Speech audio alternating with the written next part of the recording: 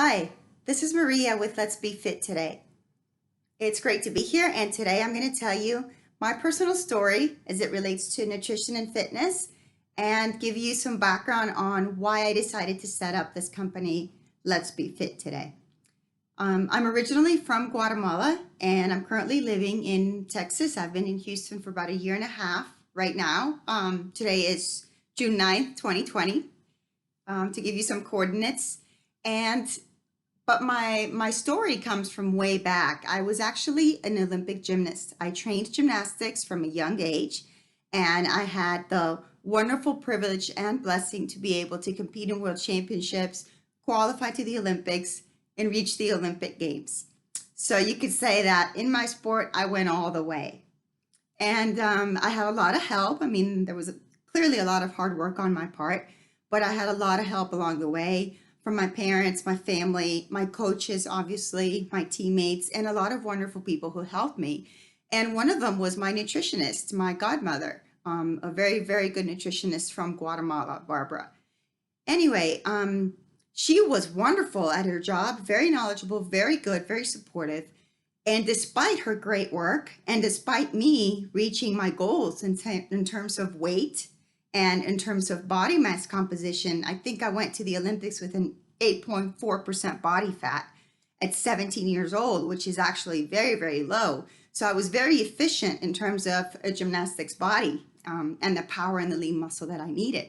But despite that, having reached that goal and having such a good nutritionist and a whole team around me supporting me, I was miserable.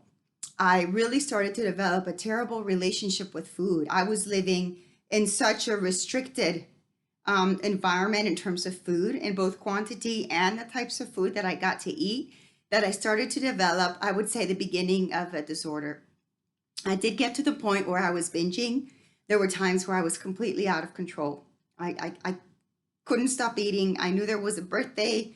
I knew there was a cake. I found it the night before. I ate it, or at least a good part of it. And I just didn't seem to be able to control that. And sometimes I would argue with one of my family members. I would have like a recurring dream that I was going to go to a party and I was eating pizza at a party. And then my coach walked in and he was very angry that I was eating pizza. Anyway, I just was in a situation where I was not in a good place with food. And after I quit gymnastics, I gained about 30 pounds in a month and a half. So now I was eating a whole lot. I was actually like getting revenge on life and eating everything that I hadn't eaten in 2 years. And I gained all that weight. So now I was feeling terrible. I didn't like the way I looked. I didn't like the way I felt, hated the way my clothes fit. Sometimes I did not go to a particular event because I didn't have anything to wear and I didn't want to go. So it started to be a very difficult thing for me, and I decided to go on a diet and lose weight. So clearly, I restricted myself. I lost 5 pounds, and about 3 or 4 weeks later, I gained back, except now I gained 7 pounds. And so I was in this yo-yo situation for a few years. I would say it was 4 or 5 years, basically. And then I was so lucky that I went to Greece on a trip and I hated the food in Greece and I stopped thinking about food. It did not become an issue.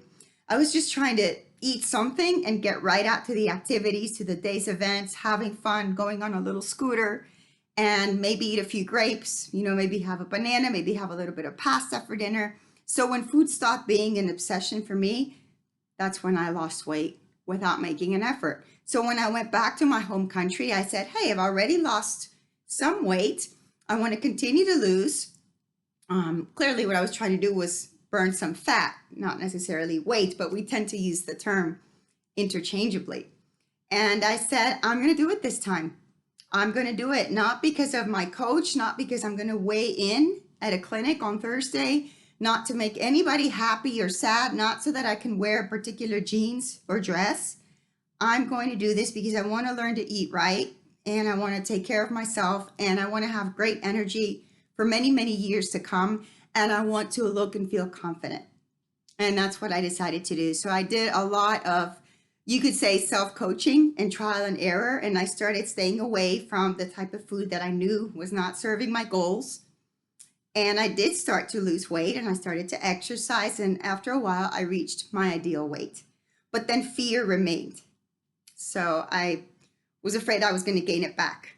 I wasn't sure how much more to eat now that I was in maintenance. And I wasn't trying to lose anymore, just maintain. I wasn't sure how many breaks I could give myself. I wasn't sure whether that portion was good. And so I stayed like in a very self-conscious situation with food for a long time. But I did maintain my weight, and I kept trying to, okay, well, I need some more of that. I definitely need some green beans. Oh, okay, I already had a slice of cake yesterday. Maybe today I shouldn't have a dessert. Maybe wait a couple days. There's going to be a party on Friday. I definitely want to have something there, so I better watch it a little bit these next few days and not allow myself a treat now so I can save it for later. So all this was playing in my mind. And after about, I guess, 2 years, I was at an event with my college friends, and there was a buffet, and I went, I got in line and I started serving myself food and talking to a friend, and I was kind of distracted. And somebody said, "Hey, Maria, you're always on a diet." I said, "No, I'm not. I'm not on a diet. I'd chosen the most delicious food available." But when I looked at the plate, there was a big salad there, with walnuts and almonds and olive oil and avocado. And there was a small piece of chicken, and then there was a plate of fruit, like a fruit cocktail type.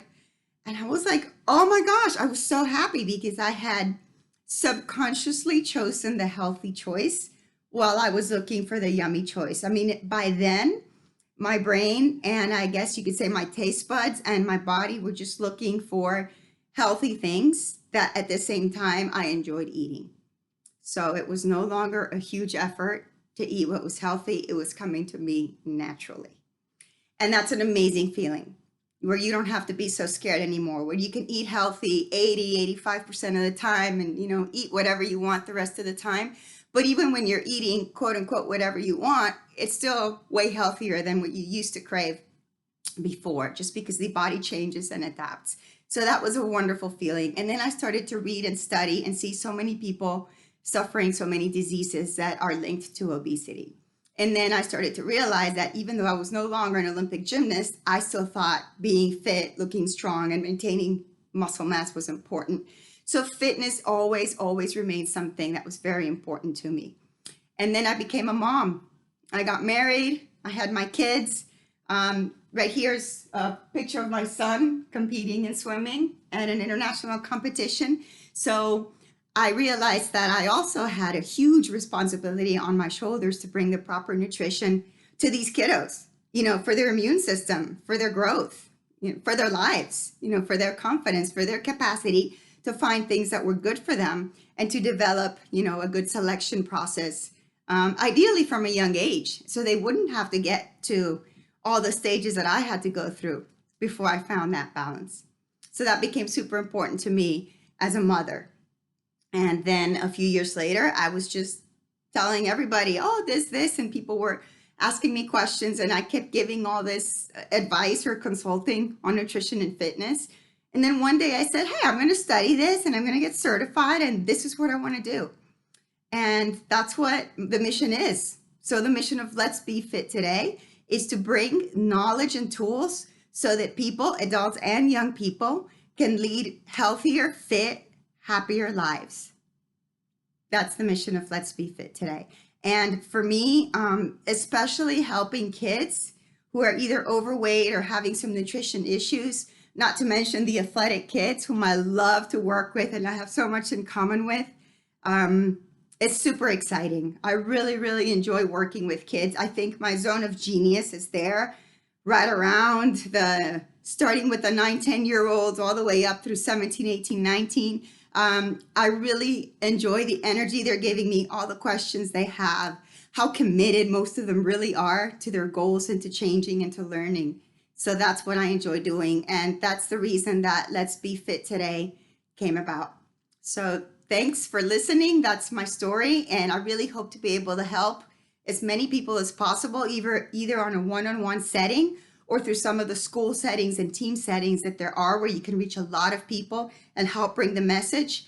And those people that are thinking or considering making a change, I want to help them with the right information and tools so that they can decide to take that step and actually begin their transformation.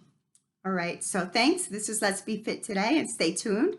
And I hope you follow us on Facebook and Instagram.